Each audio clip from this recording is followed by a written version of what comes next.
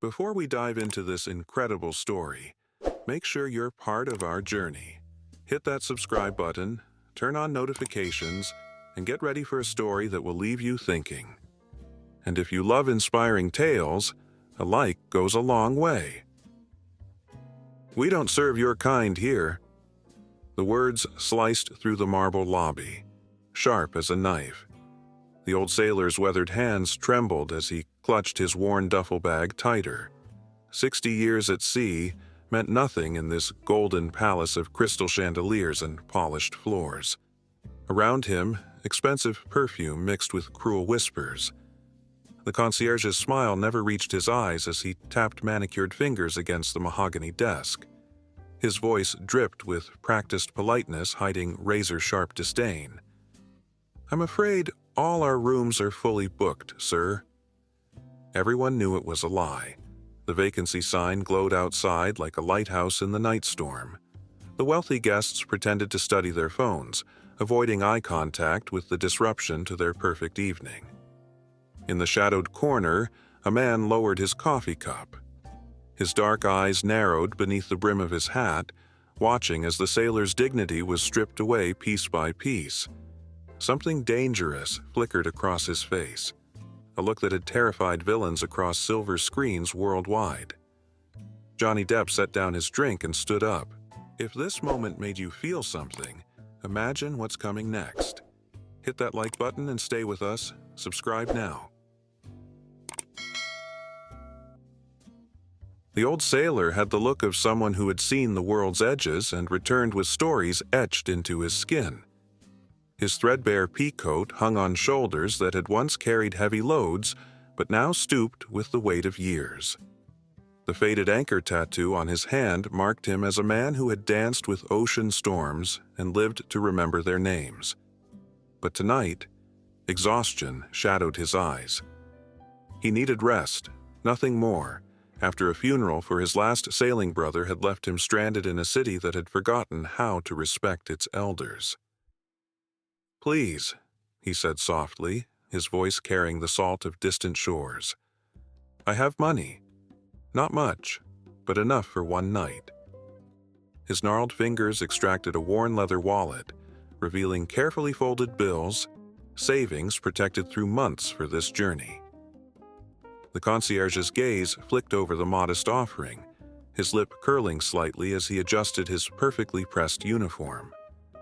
Nearby, a woman in diamonds worth more than most people's annual salary whispered to her companion, their laughter like breaking glass in the marble-cold silence.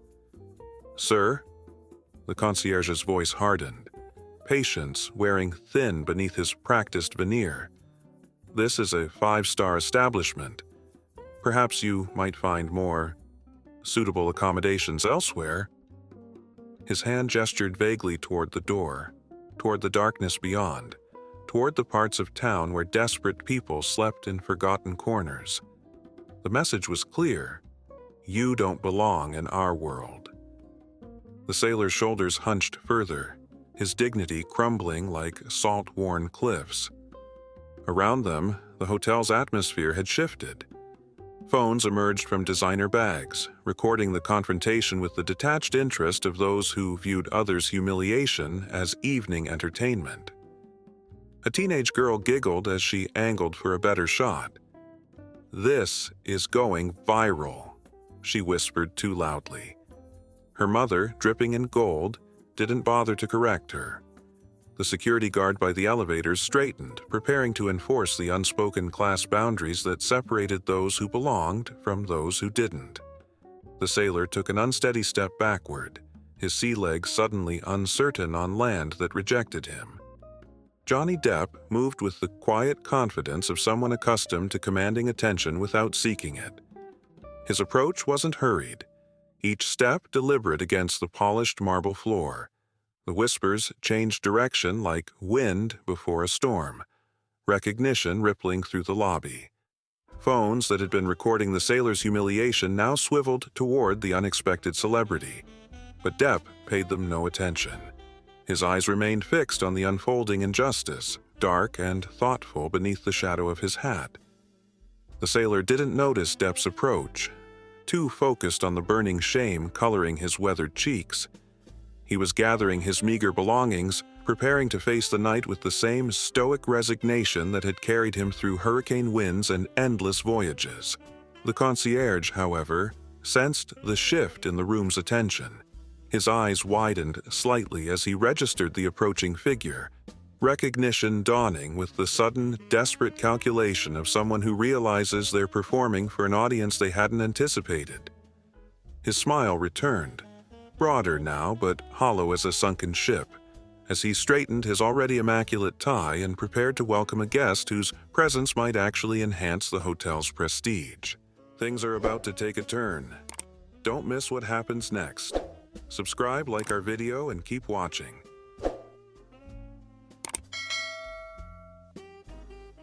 Excuse me. Depp's voice carried the distinctive cadence that had brought characters from pirates to eccentric chocolatiers to life, quiet yet impossible to ignore. The concierge's attention snapped toward him, recognition igniting behind his eyes like signal flares. Mr. Depp, what an unexpected honor. How may I assist you this evening? The transformation was immediate, from cold disdain to fawning servility in the space of a heartbeat. Depp ignored him completely. Instead, he turned to the sailor, extending a hand.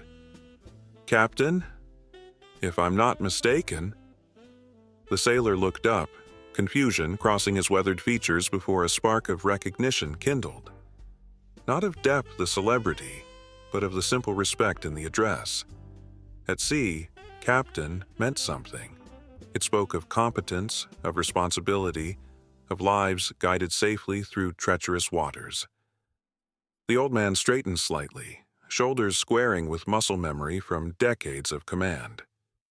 43 years at the helm, the sailor confirmed with quiet dignity, though I haven't captained anything larger than a rowboat these past 5 years. A ghost of a smile touched his lips, pride momentarily overcoming exhaustion. Depp nodded with genuine interest, his eyes reflecting respect rather than pity. The concierge's plastered smile faltered as he watched the interaction unfold. The wealthy spectators shifted uncomfortably in their seats, suddenly aware of their own role in the evening's cruelty. The phones recording the scene captured something unexpected. Not the humiliation of an old man, but their own exposure as willing participants in casual cruelty. I knew a captain once, Depp said, his voice carrying easily through the now silent lobby. Taught me everything about respect. Said you can judge a vessel by how it weathers storms, but you judge a crew by how they treat each member. His gaze swept meaningfully across the lobby, lingering on the spectators who suddenly found their champagne glasses fascinating. Even when the seas get rough. The concierge cleared his throat, desperate to regain control of the situation. Mr. Depp, we'd be honored to assist with whatever you need. Perhaps a suite? The presidential is available. His voice trailed off as Depp turned toward him, expression unreadable, but somehow devastating in its quiet intensity. Fascinating, Depp said, his tone deceptively conversational. I thought all your rooms were booked. The words hung in the air like storm clouds. Around them, whispers rippled through the gathered crowd, the hypocrisy exposed for all to witness. Someone near the back let out a low whistle. The teenager who had been filming lowered her phone, color rising in her cheeks. The concierge's face drained of color. There must have been a misunderstanding. We always have room for special guests. The emphasis on those last words only deepened the wound. Depp's expression darkened, not with the theatrical rage of his screen personas, but with something more potent. Quiet, authentic disappointment.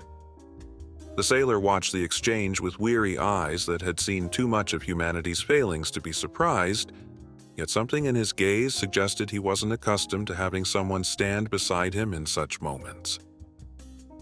Depp reached into his jacket pocket, extracting his wallet with deliberate slowness. I'd like your finest suite. The concierge practically glowed with relief, fingers already reaching for the reservation system. Then Depp continued. "For my friend here." He gestured to the sailor whose weather-worn face registered shock. The concierge froze, trapped between service protocols and ingrained prejudice, his fingers hovering above the keyboard like seabirds uncertain whether to land. I'm not sure that would be," the concierge stammered, but Depp was already placing his credit card on the marble counter, sliding it forward with the gentle finality of a chess player making a winning move. The platinum card gleamed under the chandelier light, its unspoken power silencing any further protests. Around them, the atmosphere had transformed. Where there had been cruel amusement, now discomfort reigned. The wealthy audience found themselves unwilling participants in their own moral failing. "Sir, I couldn't accept," the sailor began, pride still intact despite everything. His gnarled hand moved to stop Depp's gesture, but the actor gently intercepted it. "Captain," Depp corrected softly, "consider it an honor. My grandfather was a merchant marine, told me stories that kept my compass true when Hollywood tried to change it." Something passed between the two men then. A recognition deeper than circumstance, a respect that transcended the artificial boundaries of wealth and status. The sailor searched Depp's eyes and found no pity there, only genuine regard. Meanwhile, the concierge's face performed an elaborate dance between professional obligation and personal distaste, calculations visible behind his eyes as he weighed career preservation against deeply rooted prejudice. The hotel's other guests shifted uneasily, witnesses to a moral confrontation no designer clothing could shield them from. This story is only getting deeper. What would you do in this situation? Comment below, and let's talk. Process the reservation. Depp's voice remained quiet but carried unmistakable authority. The concierge's fingers moved mechanically across the keyboard, his professional smile now a grotesque mask. Each keystroke seemed to physically pain him, his entire worldview crumbling beneath the weight of forced decency.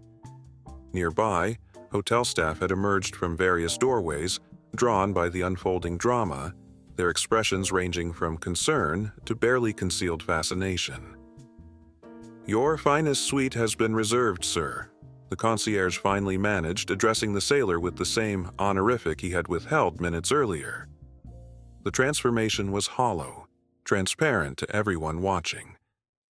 He slid the keycards across the counter, careful to avoid touching the sailor's weathered hand. "5th floor, overlooking the bay. Would you require assistance with your luggage?" The question dripped with reluctance. Before the sailor could respond, a young bellhop stepped forward. Unlike his superior, the young man's face showed genuine respect as he reached for the worn duffel bag. "I'd be honored to show you to your room, Captain." The simple sincerity of his words stood in stark contrast to the concierge's empty performance. The sailor nodded, passing his modest bag to the young man with a dignity that made the exchange feel like the bestowal of a precious artifact. The concierge, desperate to salvage something from the situation, turned his attention back to Depp. "And for you, Mr. Depp, surely we can arrange equally luxurious accommodations."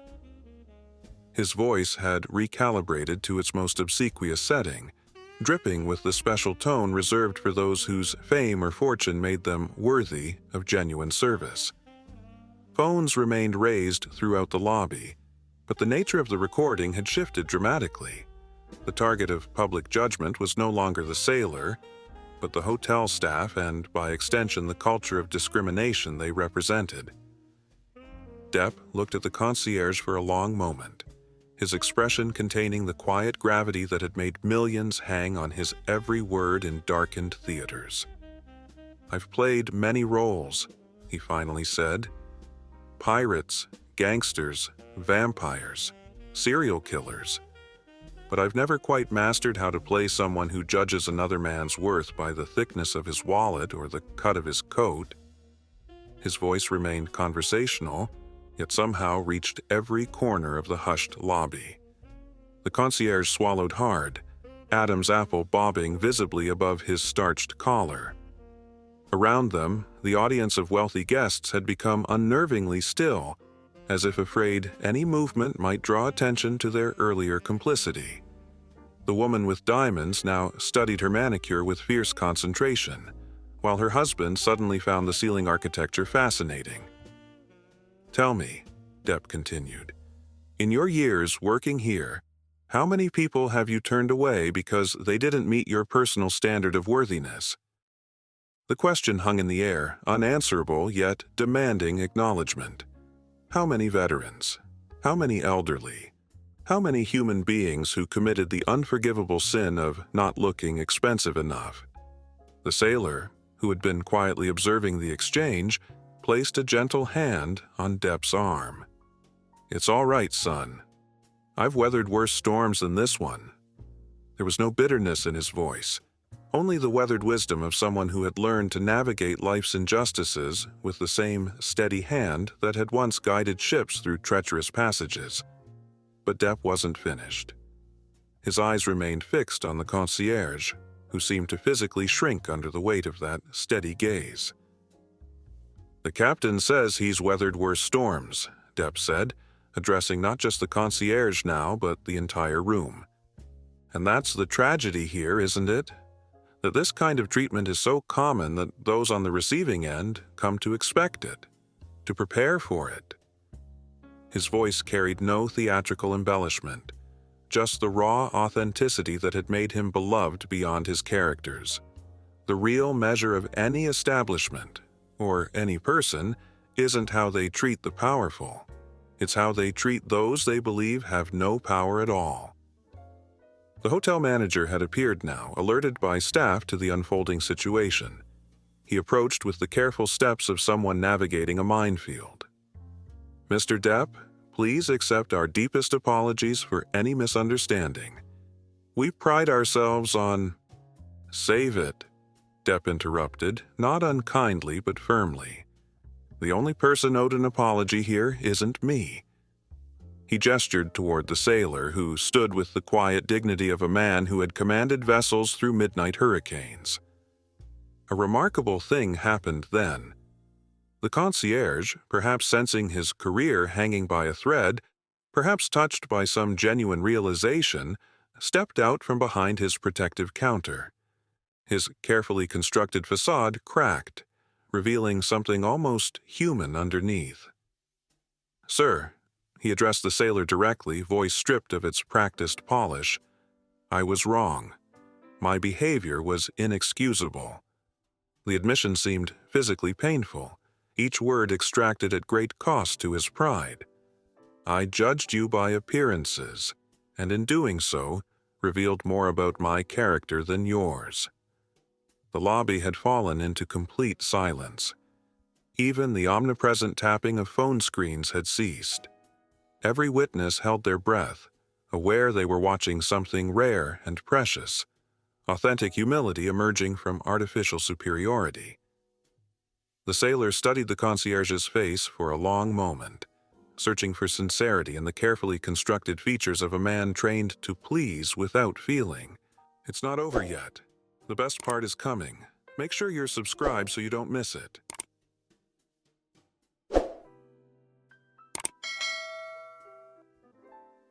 "43 years at sea teaches you to read people accurately," the sailor finally said, his voice weathered but clear. "Your apology means something. Not everyone can admit when they've navigated poorly."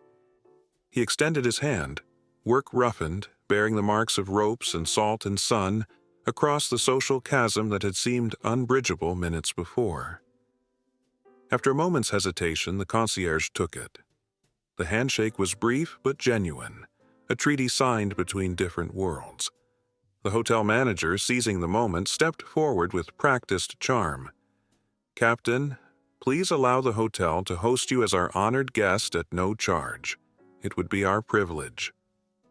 The sailor shook his head gently, glancing at Depp with a hint of amusement in his eyes. "I believe this gentleman has already handled that matter," he said, then added with unexpected humor, "though I wouldn't turn down breakfast." The quiet laughter that rippled through the lobby carried a note of release, tension dissolving, humanity reasserting itself over artifice. Even some of the wealthy spectators joined in, perhaps relieved to find a path to redemption from their earlier callousness. The bellhop, who had been waiting patiently with the sailor's bag, smiled broadly. "The breakfast here is excellent, Captain. The chef makes Belgian waffles that taste better than any I had in Brussels." His genuine enthusiasm, untainted by the earlier ugliness, seemed to brighten the atmosphere further. The sailor nodded in appreciation, shoulders slightly more relaxed than they had been since entering the hotel. As the sailor and the young bellhop moved toward the elevators, Depp turned to follow, but was momentarily intercepted by the woman who had earlier whispered and laughed with her companion. Her diamonds caught the light as she stepped forward, discomfort evident in her carefully maintained features. "That was—" She hesitated, searching for words that wouldn't incriminate her too deeply in the earlier mockery. "What you did was admirable." Depp regarded her thoughtfully, neither accepting nor rejecting her tentative olive branch. Around them, other guests nodded in agreement, sudden converts to compassion now that the social winds had shifted. "Decency shouldn't be admirable," Depp replied quietly. "It should be normal." With that simple statement, he moved away, leaving the woman and the watching crowd to sit with an uncomfortable truth.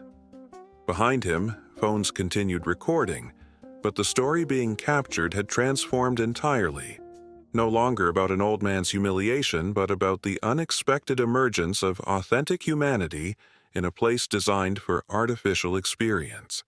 By morning, the videos would spread across social media platforms, gathering millions of views.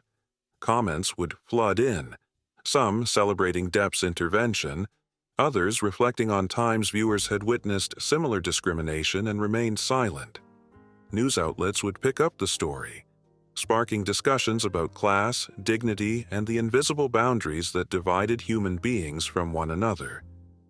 The hotel would issue a formal statement reaffirming their commitment to treating all guests with respect, announcing new training programs and a special discount for veterans. Upstairs, away from the cameras and the spectacle, Depp walked the sailor to his suite door. The opulent room with its panoramic ocean view seemed a fitting tribute to a man who had spent his life on those waters. The two men stood for a moment in comfortable silence, a mutual respect transcending their different journeys. "Thank you," the sailor said finally, "not for the room, but for the reminder that some people still see beyond appearances." His weathered hand rested on the doorframe, steadying himself against more than just physical fatigue.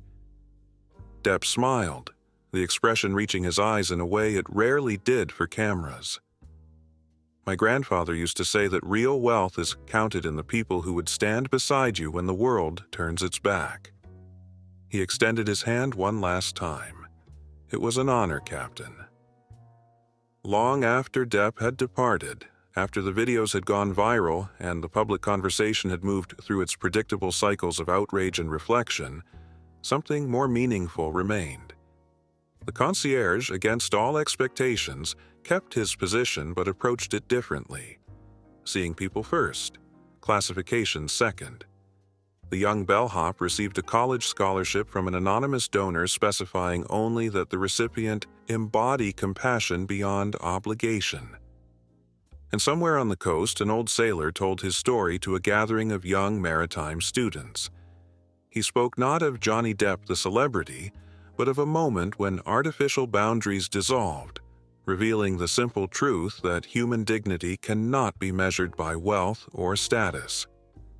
The greatest journeys, he told them, his voice carrying the wisdom of countless voyages, aren't marked by the ports you enter, but by the people who make you feel welcome when you arrive.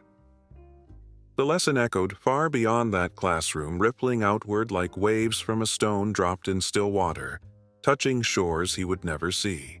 Wow, what a story! If this moved you, imagine what else we have for you.